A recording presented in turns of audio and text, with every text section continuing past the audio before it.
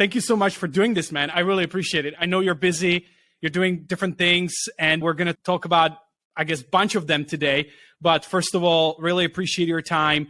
And man, what's cooking? What's happening? I got to admit, when my alarm went off this morning, I was like, oh my gosh, I need to get like 6 cups of coffee. I was in my garage last night till like 12:30, just putting my car back together. The bumper's still behind me. That's going to go on last because I have oil cooler where it's mounted in the front, and if there's any leaks, I need to be able to get to it.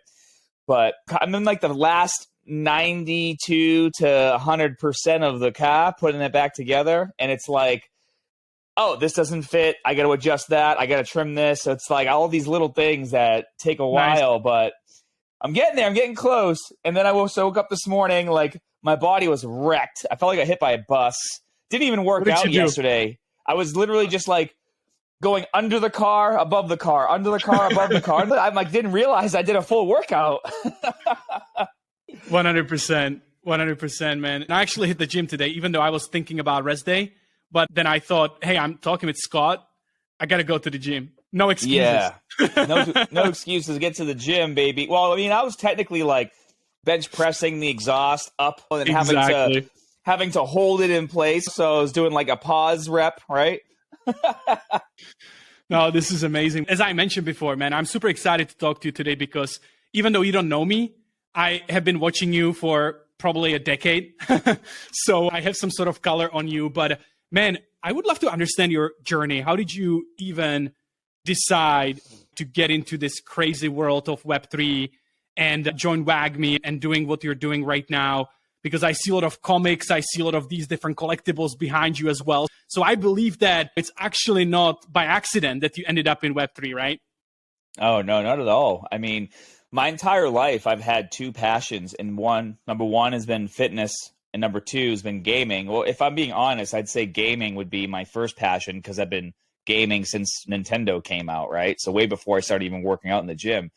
And growing up, fitness just kind of happened first. I fell into it. I fell in love with it. I started working at a gym when I was 14 years old. I loved the community there. It became a second home for me. And I just kind of took it as far as anyone could. I started doing like modeling when I was 18. I won Best Abs on the East Coast for Men's Health magazine, which offered me a modeling contract with this modeling agency in New York City. And then I was going to New York City like every single weekend from Boston. It's like a 4-hour drive. And like literally every weekend I would drive to New York. I would do some modeling gigs and I would drive home. So I did a lot more like modeling for Men's Health, other exercise magazines, all that stuff. And then I kind of just took that opportunity and I made a video. One of my clients at the time at the gym, she had been telling me to make a casting video for a reality show called The Real World for like 6 months. She's like, you need to make a video. You need to make a video. I trained her like 4 days a week. So I was just getting like irritated because she kept telling me to make a video because I had no intentions of doing a reality show. Holly is her name. So Holly is like, you need to make a video. You have a big personality. You're perfect for the show. So I made a video. And even though I didn't really want to, anything I do, I put 110% into it, right? Yeah. So I made a pretty awesome video. Actually, I have a copy of it in my closet over here. Maybe I'll debut it again someday. It'll be something fun. Nice. It's so cheesy and it's great. It's perfect. So I make this video, I send it in, and then 4 months later, I get an email saying that I made casting and I was on to round 2. And there's like 7 rounds of casting that you have to go through. And I got some really interesting stories about the casting process that I can tell at a later date. Maybe we'll do a second one. So I did the Real World thing. I was in New York City doing the show. The Real World is a reality show where they take 8 people. They put you in a house together. You live together for 3 months and you try not to kill each other. And the drama that ensues becomes 13 episodes. And so while I was living in New York, I was pursuing modeling and acting in the city. And I just discovered YouTube. Twitter had just come out. This is 2009. Nice. And so I discovered YouTube and I was like, okay, YouTube is pretty cool. So I started making videos just talking to the camera in my apartment in New York. And one of the guys who worked over at Google, one of the head guys, he basically saw my videos and was like, hey, he goes, you can actually make a living doing YouTube videos. I was like, oh, cool. So I went to the Google offices in New York and spoke with him and basically told me to be consistent and find my niche. So then I moved back home to the gym that I'd worked in for 10 years and became the general manager again. And I would work at the gym all day. It would close at 10 and I would film videos till like 1 in the morning. And at that time, YouTube was so new that you could upload like 10 videos a week. And like, there was no algorithm. There was none of that BS that happens now because it's so saturated. Nobody was doing this. So it was like this cool new thing. Everyone was leaving nice comments today where everyone's a critic. Back then, everyone was like, oh my gosh, this is great. Upload more videos. We need more fitness content, right? So that's how the YouTube thing got started, right? And I ran that. I still run it now. You got 2.7 million subscribers. YouTube fitness. I was the first person to ever get a sponsorship from a supplement company as an influencer. Like, it didn't exist. I was the first person to do that. Created that category. You're welcome. I got to become the head trainer for Lionsgate. So Lionsgate had the movie company. They had their own YouTube channel called BFit. So I was their head trainer, producing their content. I did like 3 full-length workout DVDs, you know, those ones you pop in at home, you work out with me, and I have a group of people behind me. So I did a bunch of those. I got to be in a couple movies, which was really cool. Heist was one of the movies that I was in. I was a SWAT team captain for like 5 seconds on screen. Mark Paul Gosselaar. That was pretty interesting. And my head was shaved. A lot of people were like, dude, I think I saw you at a movie. I was like, yeah, that was me. I was in Heist. So that was cool. And then I did a lot of movie integrations too. Like, I did official workouts for the Expendables, Essential Intelligence, Day After Tomorrow, a lot of official like content from them. So it was really great. That opportunity taught me a lot about the industry and a lot about just how to take things to that level. And so just kind of been doing the same thing for years and years. Now I live in Florida. I actually have my gym in my house, so I can just go downstairs and film my videos right there. I don't have to go to the gym anymore, so that makes it a lot easier for me.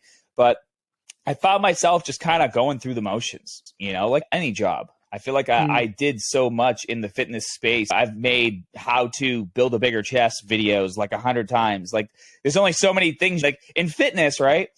Obviously, like, you can get creative and create content, but like, I mean, the reason why there's such a problem in fitness now with social media is because there's such a demand for content that creators... Too creative, huh?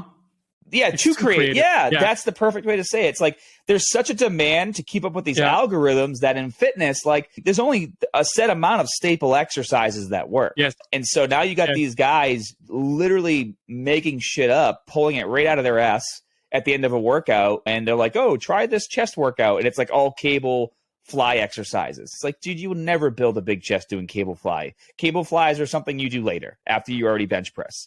It's like the staples exist for a reason. And so I don't know, I was kind of just seeing a lot of that happening and realizing that I have so much content, so much amazing content online that I can just take that, I can scale it. I'm actually rebuilding my app right now. I've rebuilt my website. Everything looks great. Just take that content and scale it. That's all I need to do. And then find something else to do with my time. Try to build something new. And so around that time, I believe the universe works in mysterious ways and things happen for a reason. Yeah, so like one of my buddies 2 years ago, he's like, dude, he goes, you should get into crypto and you should invest in this crypto called Shiba Inu. And I was like, okay. So I threw $4,000 at it, like whatever. And then all of a sudden 2 months later, because this was April, and then I think it blasted off like 2 months after that, $4,000 turned into $236,000. And I was like, oh, that was way easier than filming fitness videos and editing them and dealing with all these online trolls who don't know their ass from their elbow, but they're critiquing my 20 years experience in the gym. Like, that was pretty damn cool. Crypto might be like the next big thing, right? So I kind of started my journey, and like most people who get started in crypto, you learn about MetaMask, you learn about shitcoins, you learn about all that stuff, and you just try to figure out where you can make the most money, right? So it's basically like degenerate gambling, which is where degen comes from, as you all know. And so, but me being me, I really dove into it, and I'm like, well, I might as well just make a YouTube channel, and then as I'm learning things, I can post videos. And so all of a sudden, like 5 months later, I'm doing AMAs with tokens, like, you know, in a short amount of time, still learning, still trying to pick up on as much as I could. And something that started to become very apparent to me is that 99% of just the tokens that were out there, they have no utility. They really have no use case outside of like hopes and dreams. Like, we're going to build this, we're going to build that, and we're going to do this. And it all sounds great, but the tokens that are actually achieving those goals were slim to none, right? There's only a select few of blue chip tokens. Everyone's trying to build a metaverse, which if a token approaches me that says they're building a metaverse, I just don't even talk to them because I understand what a metaverse is, right? Like, I'm a gamer. I understand what a metaverse is. You can't build your own metaverse. There has to be one metaverse, and then everyone attaches themselves to it. One of my all-time favorite animes is Sword Art Online, and that is literally like a metaverse because once the first season's over and everyone gets released from their headgear, the whole internet starts to make all these different worlds, and you can world hop. You know, that's metaverse. That's exactly what that is, right? And a lot of your stats will transfer over because it's the same character. Just like Ready Player One. Ready Player One is a metaverse. It's not like there's a bunch of different places to go. There's only one place for everyone to log in. That's a metaverse. Anyways, so I just started to see a lot of that, and what I started to realize is there was a lot of tokens out there that were doing really cool things with gaming. And there's a couple other tokens doing pretty cool stuff. One of them is called Guzzler. They're a race car game where all the cars and all the upgrades are NFTs, and you can actually remint your NFTs. So like if you have a base model car and you get new rims, you can remint that NFT with the new rims on it, right? So you can consistently upgrade it and sell it. And so I'm like, okay, so gaming seems to be the best place to go for crypto because the actual utility is the game, right? Yeah. I don't think the world is ready for full-on Web3 games yet. I think that it's a little too early. And what I mean by that is there's definitely people that understand it and want it and have the money for it. The mass amount of people don't. They don't have $500 to spend on an NFT to go walk around a beautiful landscape, right? You get a better experience walking around the Breath of Wild in Zelda than a lot of these metaverses you're paying big money for the NFTs for. Another game that I play all the time is Big Time. They're really cool. They're an open world game, right? Like a RPG where you're basically leveling up your character. You can get into groups of 6 and enter portals and run through the portals. They're still in beta, by the way, but you don't have to have NFTs to play their game. As you play the game, sometimes an NFT will drop, and what the NFTs are in that game are skins. There's skins for weapons and there's skins for your character. So, for example, I wanted my character to look a certain way because as you're playing the game and you're getting like different pieces of armor, like your helmet, your chest piece, your arm piece, your leggings, all that stuff, it keeps changing what your character looks like depending on what you put on.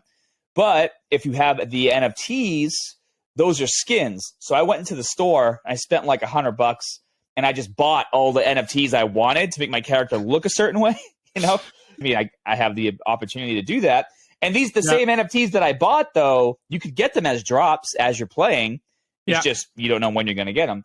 Exactly. So, like, to me, like, that's pretty cool because as a gamer, it's like, okay, if I have the money, instead of grinding for 30 hours trying to find NFTs to put on my guy, I'll just go buy them and enjoy the game. That's what I thought was great. So Big Time is doing stuff like that. And I'm like, okay, that's a game that can work because to play the game, you just have to make an account and then you log in and you're playing.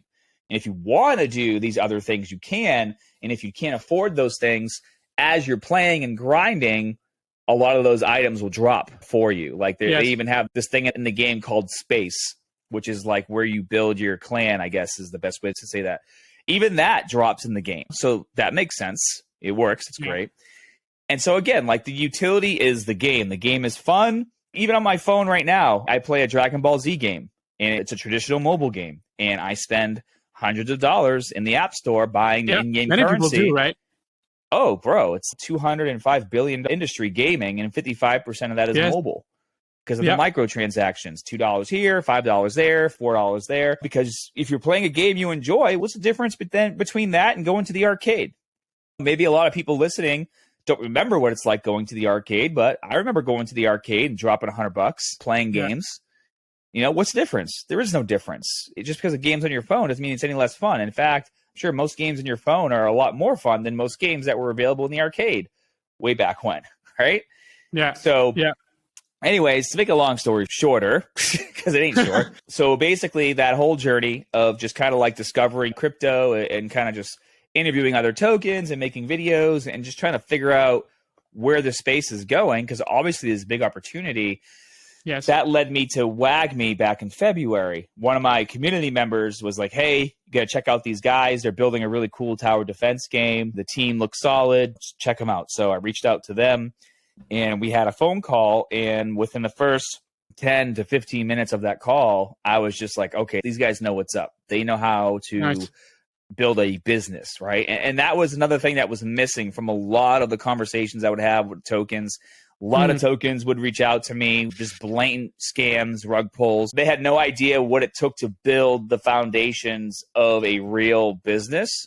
And that goes so far in this space, guys. If you're listening right now, like, look past all the hype, all that bullshit. Hype is great. You need hype. You need a strong community for a token to do well. If the dev team does not know anything about building the foundations of a business, take your money as soon as that hype pops off and friggin' run, because that token will go nowhere. And the reason why I say that is because I know what it takes to build a business. I did it. Built one of the biggest YouTube channels in the fitness space. It's a lot of work. And you literally have tokens coming on the scene with part of their roadmap being go to the moon. And it's like, are you kidding me?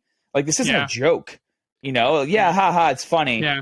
But like, dude, I'm not here to make short money. I'm here to make huge money and make residual returns on a yearly basis with companies that are going to do well. And so the CEO of WAGMI, our CEO, Ian Bentley, this guy comes from traditional business. He had a $20 million exit from his last company. It was the largest privately owned lead generation company in the automotive industry.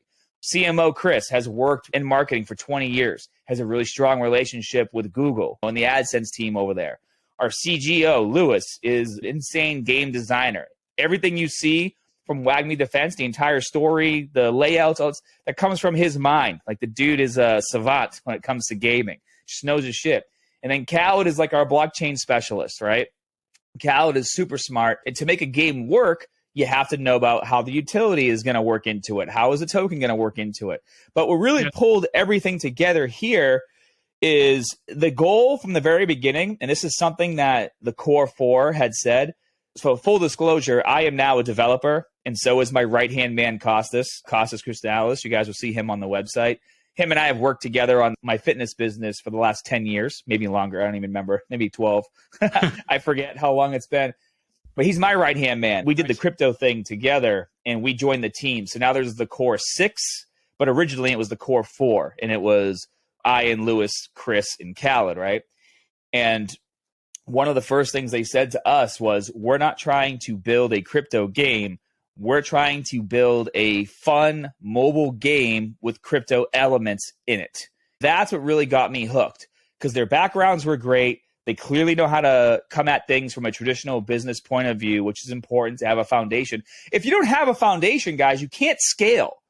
If you don't know what scaling means, it means onboarding 10 users today and 100 million users in the future. To get from point A to point B, you have to be able to scale.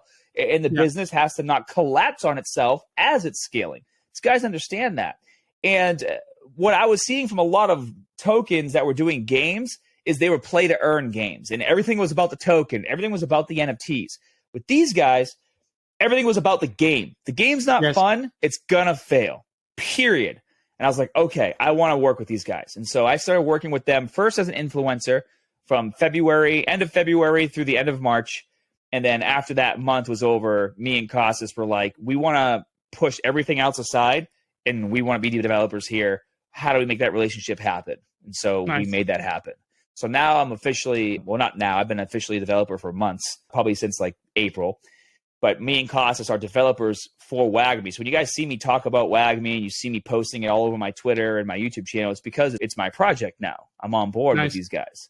And the biggest thing that we're doing different compared to a lot of other games is we want to break down all of the barriers that is going to push away mass adoption. So mass adoption will never happen with Web3 games that are full Web3. And what I mean by that is most people have no idea what crypto is. Most people think that an NFT is a unicorn jumping over a rainbow, right? Like that's what they think an NFT is, a JPEG, just a weird photo. And they don't want to pay money for that because they don't understand it. In fact, they're scared of it and they're not going to spend money on it. They're scared of. It's way too early. And they're sure as hell not going to spend $500 to play a game, to buy an NFT to play a game just because it has cool graphics. It's just not going to happen. So our approach at WAGMI is let's do like Web 2.5, maybe Yes. Web 2.2, right? Man, Scott, let's get into it. I want to just like circle back a little bit because I think you mentioned actually a bunch of interesting points. And I want to ask you a couple of questions on that before we get into the specifics of WAGMI and what you guys are doing over there. So what I find interesting about you actually, specifically your story, is that you were very early when YouTube just got started, right? You're basically at the beginning of this new trend that is basically taken over now. And now I would say we're still super early, even though maybe not as early as before, when you joined YouTube, but we're still super early in terms of Web3. What kind of similarities you see in these two ecosystems and these two journeys? It's interesting that you bring that up because we're currently doing a seed raise right now for WAGMI. The game is already paid for. This is mainly just funds for marketing, right, for the next year. And so I have a lot of calls with venture capitalist firms and individual investors. And one of the things I say to them is the answer to your question. And they want to know my background. And so then I say, I explain my YouTube background. And they're like, oh, wow, that's really impressive. And I said, yeah. And I say, the number one thing that I see happening now that I saw back then before YouTube exploded, majority of people are telling me, hey, crypto is stupid. You're wasting your time. It's never going to be anything. No one's going to want to play crypto games. And I'm hearing a lot of that. Yes. What I also heard in 2009 when I was filming myself in the gym, making my videos, why are you making videos? That's stupid. No one's going to watch YouTube. No one's going to watch your videos. This is never going to be a thing. I can just go to the store and buy a magazine. Why would I go to YouTube and watch your videos? That same doubt and hate, I see it here. It actually made me latch on to what I'm doing with WAGMI even more because what it's telling me is that this is an untapped market. Yeah. Right? If everyone was telling me right now, yeah, crypto's great, this is awesome, I can't wait to see your game, I'm in the wrong market. I'm in the wrong place. It's already been done. But to have so much pushback from the masses means that I am in a space now that's going to provide me with the same opportunity that I had back in 2009, 2008 with YouTube fitness, period. Right? I would rather be in a place where most people are doubting me because then it means that if I do it right, I'm the first person to do it right and I can take off. And it's not often that you get the chance to create one legacy. I'm going to now have the opportunity to create two with both of my passions. Fitness, I've created that legacy. I can create another one in crypto gaming and really be a pioneer in this space. That excites me. That gets me out of bed. That gets me, hey, I'm going to work my ass off every single day. This entire team, guys, I'm not even joking when I say this, literally 10, 12 hours a day, every day since I joined the team. Like, it doesn't end. Everyone works so hard. It's very rare to be a part of a group where everyone is pulling their own weight and just helping each other when needed. I'm so excited, or actually, like, I'm so happy that you're saying this because it's so true. And especially in your case, right? Because yes, maybe crypto has been around for a while, maybe a decade and more than a decade, but gaming, right? Web3 gaming, we're just like, in the infancy of Web3 gaming and NFTs. That's basically 12 months, right? Or 18 months. I think that's a good point to make, right? Like, crypto's been around for a while, but the integration of gaming, it has just started. Exactly. So we're literally at that point when you started with YouTube back in the days. And I think this analogy, what you're saying, is just amazing and resonates with me so much. One thing that, I would like to follow up on this, on your journey so far. So you have been in crypto for about a year or so, you mentioned? About 2 years. About 2 years. Okay. About 2 years in crypto. And so far, what was the biggest kind of aha moment for you in terms of like building a business in Web3? Because you have built businesses before. What is different about this one? So I have 3 YouTube channels. I have my crypto YouTube channel, my fitness YouTube channel, and then I have a gaming channel that I've been neglecting for a little while where I play my Dragon Ball Z game on my phone. Okay. And I've probably spent, 15, 20 grand on this game over the course of the last 5 or 6 years. It adds up quick, right? And as a content creator, the videos that get the most views are when you're doing the summons. So like there's new banners that come out with new characters. So if you're a Dragon Ball Z fan, you know exactly what I'm talking about. There's like a gazillion different Gokus, all his different forms, or all the new movies that are coming out. Like my favorite character is Broly. So as soon as this Dragon Ball Super Broly movie came out, you know, you bet your ass there was about 50 new characters that were put into the game that I needed to have because I love Dragon Ball Z. And so I would buy the in-game currency, which is Dragon Stones, and then you would do what's called banner summons, where you get 10 random cards. Those videos get the most views because you do them live with your audience, and as they're watching, you kind of just have fun. Like, oh, I like to say, everyone put your hands in the air and give me some Spirit Bomb luck. Tap that like button. Let's go. Let's get this LR or whatever. And everyone goes nuts in those videos. I actually didn't stream on my channel for 6 months. And then I went and did a live stream. I still had 300 people watch because everyone loves those videos. And they like to watch me because I'm really animated. When I'm doing summons, I just talk all kinds of shit with my community. And so something that's always bothered me is I would get upset as a creator and as a gamer that obviously I can afford to spend all this money on this game, right? I have duplicates of all of the best characters in my game that I cannot do anything with. They just sit in my game and they look cool. I guess I can flex. Yeah, I got like 6 versions of that LR Goku. Who cares? I can only use one of them on my team, right? Yeah. Imagine being able to stream and I'm doing like, let's say an hour stream and I'm summoning on a banner and I get 2 copies of the number 1 unit on that banner. And at the end of the stream, I give one away to a viewer. That's insane. That's huge. Yeah. The ability to connect with your audience. So my official role at WAGMI is Director of Talent Acquisition, basically leveraging my experience on YouTube to work with gamers and streamers and content creators. And so when I talk to a lot of these guys, because I've been having meetings with a lot of different gamers and content creators, and I don't even talk about crypto. I talk about this. I said, listen, man, imagine you're streaming the game with your community members, and at the end of your stream, you give away some of those characters that you have duplicates of that you don't need. Or maybe you have your own section on the GameStop NFT marketplace where you're selling your characters. So as you're grinding every day, leveling up your characters. So in our game, your character's max level is 10. So if you're literally a streamer and you're grinding every day, making content, just from like, if you're just streaming battles, like PvP battles, your characters are leveling up automatically, right?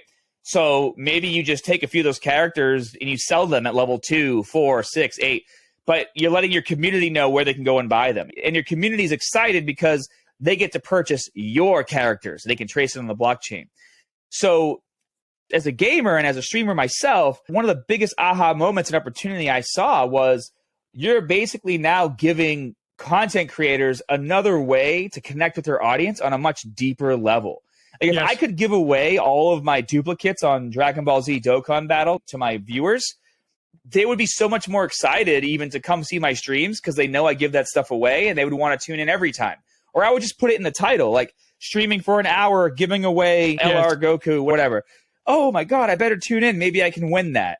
Just to ask on that. So within this traditional game, Dragon Ball, basically you cannot do anything with it. Like you cannot even, like I'm not even talking about selling it, but you cannot transfer it. You cannot give it to anyone. You can just keep it yourself and that's where it ends. So you spend a lot of money to get all of these characters, to get all the skins, but literally you have no utility of that whatsoever. Is that correct? Correct. And that's how most traditional mobile games are. Interesting. So the aha moment was, well, what if we created a traditional mobile game, but brought in some of the crypto benefits like asset ownership of the NFTs? And what if we made it so that you can purchase those NFTs in the game with a credit card, just like any other mobile game out there? And that's what we've done. So we're actually going to be the very first game in the iOS and Google Play Store where you can purchase the in-game NFTs with fiat. You literally, if you have an iPhone, you're going to double click this button on the side and you're going to face scan and then use your credit card and purchase characters in game. Interesting. That's awesome. Most gamers aren't even going to know it's a crypto game. Most gamers aren't even going to know they're buying NFTs because another barrier that we eliminated was the wallet. Yes. Most people don't know what a crypto wallet is. Of course. Good luck getting them to create one. I fully agree. It has to be behind the scenes, right? Like if you really want this to work and if you want this to scale, this technology, this infrastructure has to be behind the scenes. Obviously, you guys are going to manage it for the users. And yes, once the users get to the level that they understand this, they're educated enough and they want to play around with the NFTs, they want to trade them, they want to buy more of them, then obviously they have the choice, right? And I think this is something that is so exciting about this new Web3 infrastructure that not only you, but everybody else in the space is building. So I'm totally with you on this. And Scott, actually one question, because you were mentioning streamers and you yourself, you have this experience streaming these games. So I'm just really curious, how much emphasis are you guys placing on esports, for instance? Not just like streaming, but actually kind of integrating the esports element into the WAGMI game. Is that something that you guys are thinking of? Oh, yeah. I mean, we're building the game with the intentions of being an esports, right? This is something funny to talk about. If you ever see a game building that says that we're building an esports game, just run, okay? Because you can't. Okay, why? Because you can't build an esports game. You have to build a fun game and just hope to God it's good enough that people want to play it enough that it becomes an esports game, right? You're right. And so, simple, so like, dude, like you'll read white papers and it's like, we're building an esports game. Oh, where do you sign up for that? Like, you don't build an esports game. You build a game that could possibly be an esports, right? Like, so for example, our closest Web 2 competitor is Clash Royale.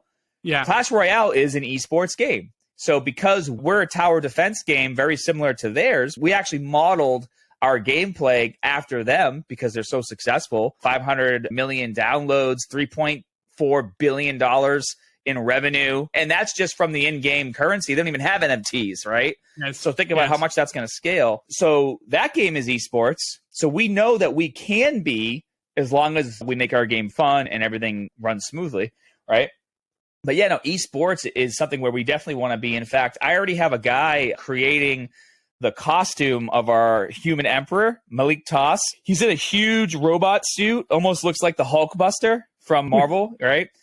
And so the guy that I have creating this costume, he's starting off with the helmet. This guy built a lot of the queue lines for like Disney, Universal, when you're in line and it's like all this cool stuff everywhere.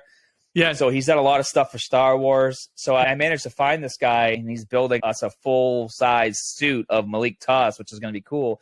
And our vision is to show up at like Comic Cons and different types of conventions with our characters there, our booth setups being super cool. So we didn't talk about this earlier, but we actually have a whole story behind our game. So we're much more than just a tower defense game. Like we have lore. Our comic books are coming out in the next month or so. We already have the first 26 out of the 38 pages done of the comic to get to know the characters. If you go to our website, wagmigame.io, you can see all the characters there, read all of their backstories.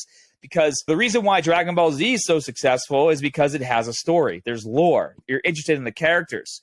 Well, we want to create a gaming franchise, not just random games. So in creation of a franchise, you have to have a good story. You have to have characters that people can connect with. And we plan on creating more games, more mobile games after the first one, where there will be interoperability with those characters, where you can take your NFTs from game one and bring them to game two, and then you'll be able to, a lot of their attributes maybe will transfer over, right? Depending on what level they are. So, these are the types of things that I think about and I talk about. I love it, man. I'm actually I'm just listening to you talking about these things and I'm just getting super excited. I mean, I'm not a huge gamer myself, to be honest, but I remember actually tower defense games in the past when I was young. Like those were the type of games that I would play quite a bit. It's fun. And if you lose, it's only a 3-minute match. So you can just go change your deck. For the people listening right now, obviously they're listening because they want to hear like some bullish news, right? They want to hear like, okay, so like how are these guys going to be successful? What's going to get them out of the gate? What makes them different from all the other games that are building in the space? There's a few very important things that we have going on for us that make us drastically different than any other game in here. Number one, I mentioned earlier, you don't need a wallet for our game. Yeah. Okay. Yep. When you download us from the iOS store or the Google Play Store, you're going to log in with your social accounts, just like you do any other game. A custodial wallet is created for you automatically. As soon as you download the game, within the first 5 minutes, you're already playing the tutorial. When you get to the end of the tutorial, you'll have an option where you can continue to play for free a limited version of the game, or you can buy a starter pack of human cards or alien cards and unlock the full version of the game.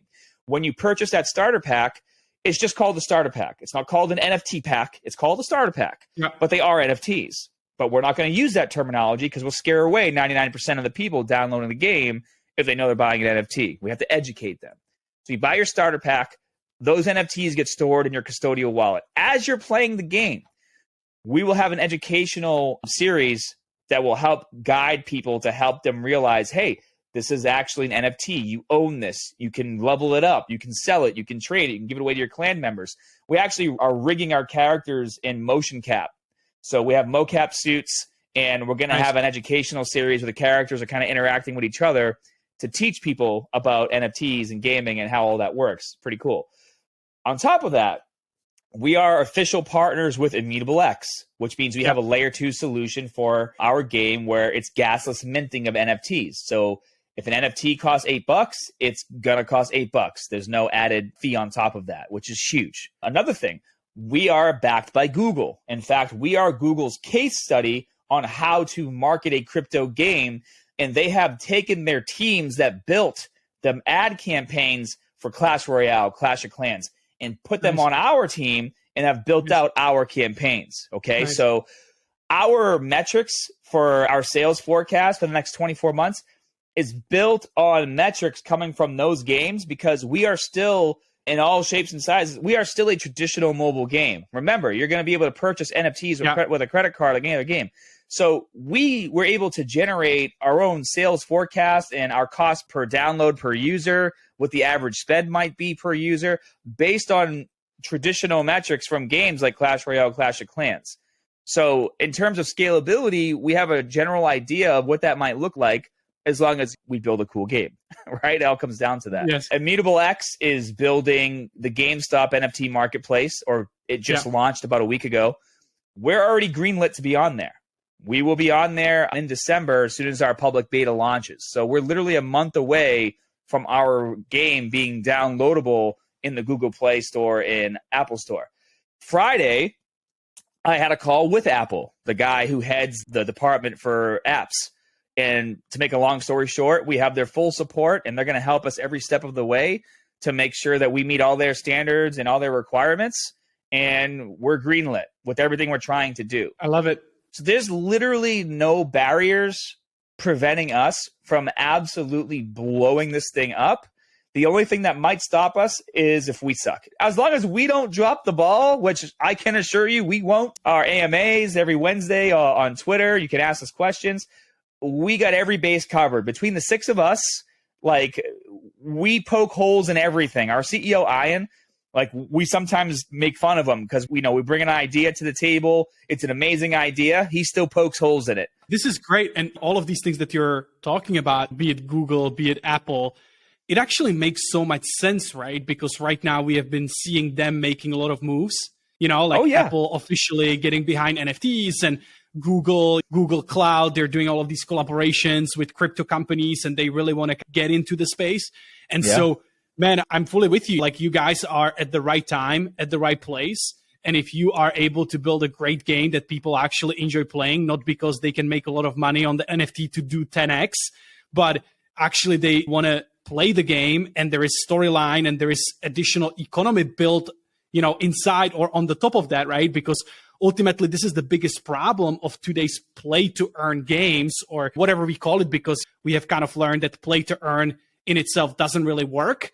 You need to have a real economy, and you need to have a real supply and demand, not just for the tokens, but actually for the gameplay, for the content, for everything else, be it merchandise, whatever else it is, just traditional business you mentioned, right? And so I think you guys have something in there, and if you can execute properly, I think the opportunity is huge here. Oh, yeah. And we started building our game for having NFTs purchasable in the Apple Store way before they announced that they were going to allow it, because we knew that's the only way it was going to work. So as soon as they announced that they were going to allow it, it was like the final piece to our foundation. I talked so much about foundation. When you're trying to build something and the foremen are dragging their feet and they're waiting, that was like what we were waiting for. Like, okay, Now we have the final piece. The foundation is done. Let's start building on top of that. And that was the final key. And you're totally right, man. Like, you have to, in this space, you have to recognize opportunity and you have to just go for it. And we have a token, by the way. I honestly think that our token will probably, it's at an $8 million market cap right now, maybe 7.5. There's no way we won't be $1 billion market cap once our game starts rocking and rolling. Compare to other games during the last bull market hitting like $2 billion, $3 billion market cap. And it was all on hype. There was no game. Yeah. So, and we've been trading sideways since June. We're in a bear market, which, whatever, that's fine. To trade sideways this long goes to show just how strong not only our community is, but how strong our project is. We have a lot of utility in the game for our token. And there will be some play and earn, not play to earn. So, for example, like we have loot crates called war chests in our game. Every so often, you might get some WAGMI token. It's not going to be enough to pay the bills. If you pay people hundreds and maybe thousands of dollars, then obviously at some point it's going to break, right? And that's exactly what happened in the previous cycle. But Scott, I have like maybe one or two more questions on this because I really like the story, the way you portrayed it, and the way you guys have been executing so far.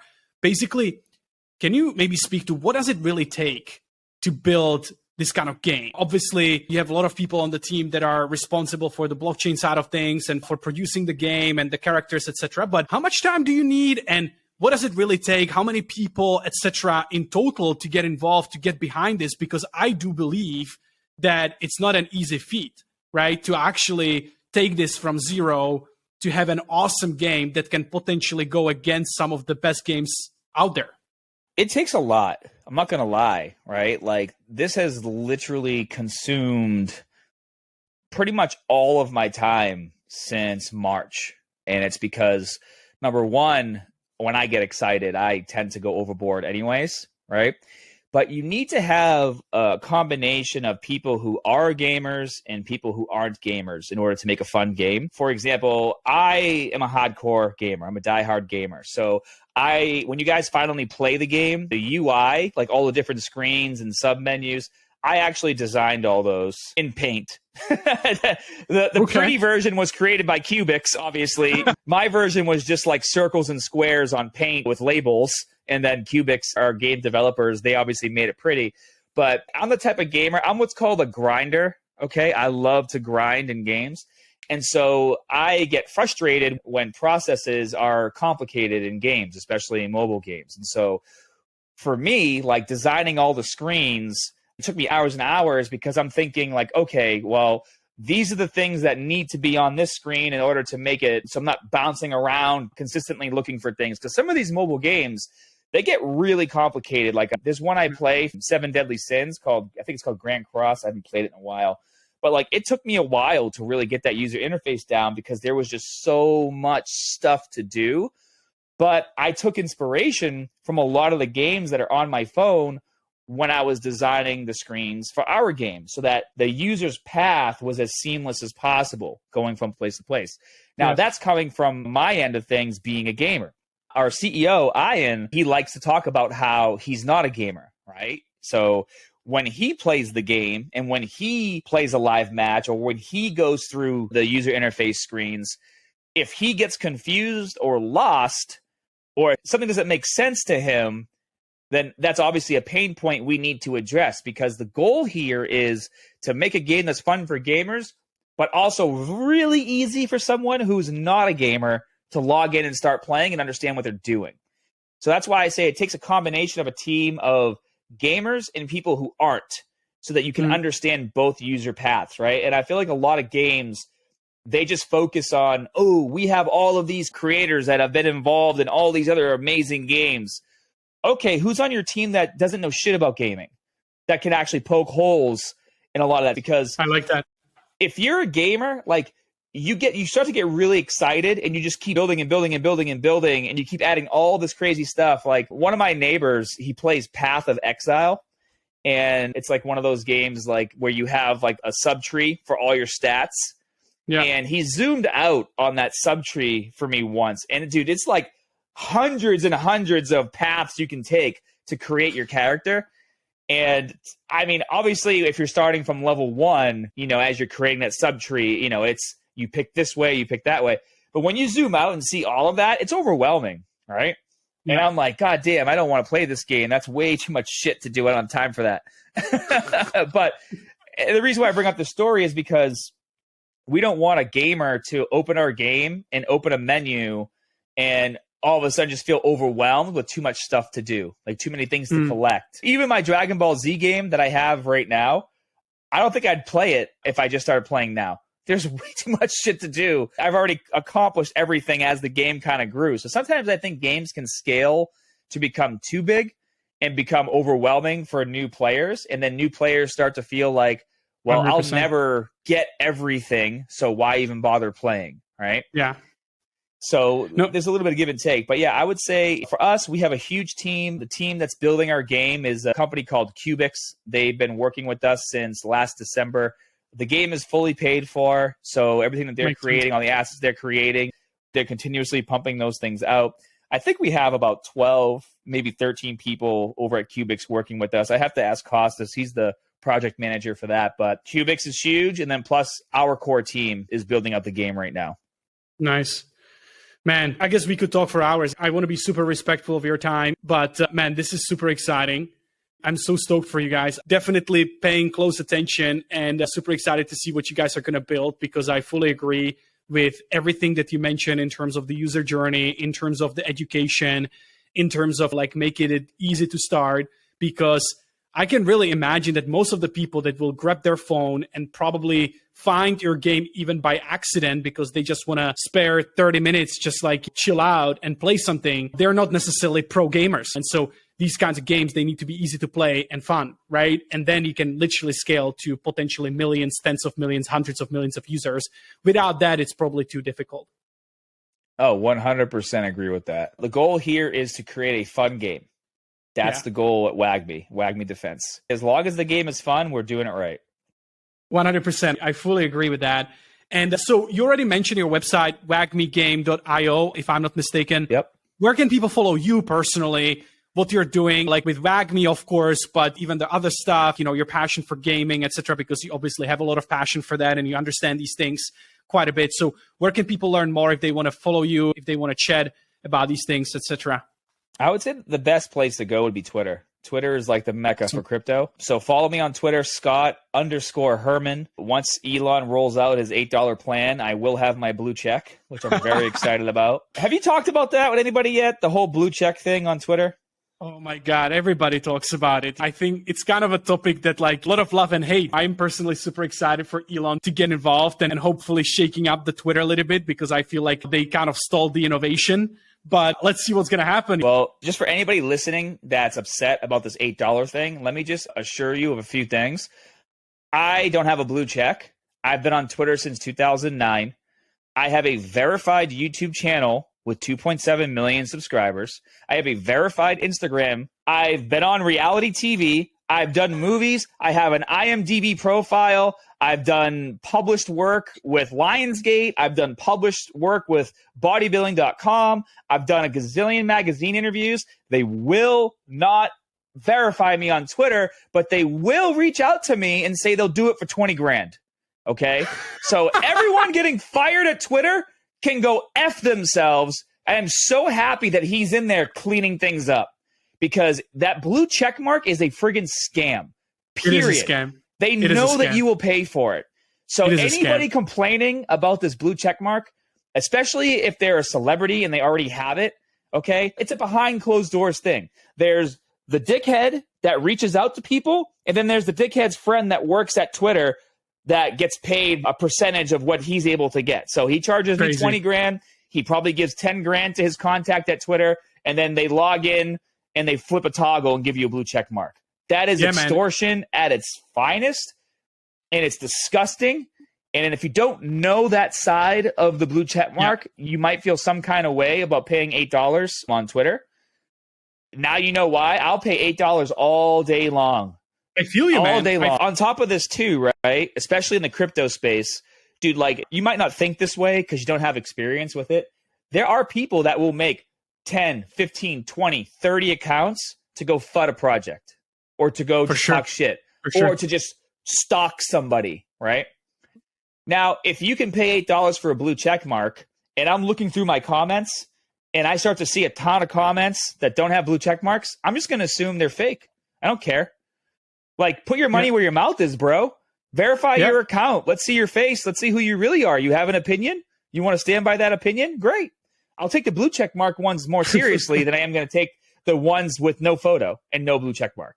100%. And this is one of the problems that he wants to solve. I mean, to be honest, like, I'm not sure if this blue check mark $8 thing is going to solve all of these issues, but it's certainly going to solve at least step in the right direction. Partially what's happening on Twitter and other social medias. People have $8.